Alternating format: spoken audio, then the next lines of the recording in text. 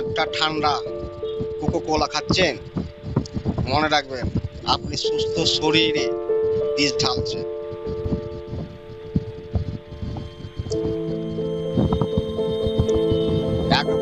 এক বোতলে থাকে 7 থেকে 10 চামচ চিনি, থাকে ক্যাফেইন, অ্যাসিড আর ক্ষতিকারক রাসায়নিক। দাঁতের এনামেল গলে যায়, হাড় দুর্বল হয়, ডায়াবেটিসের রাস্তা তৈরি করে দেয়।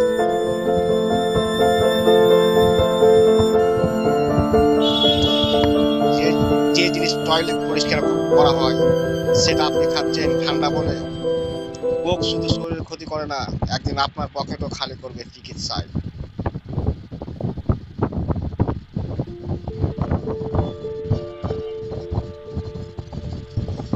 এটা শুধু পানীয় নয়, এটা আসক্তি। নিজেকে প্রশ্ন করুন, 5 মিনিটের ঠান্ডা, বাকি সারা জীবন অসুস্থতা। ভেবে খাও, না হলে শরীর ভাবাবে কবে খাবে।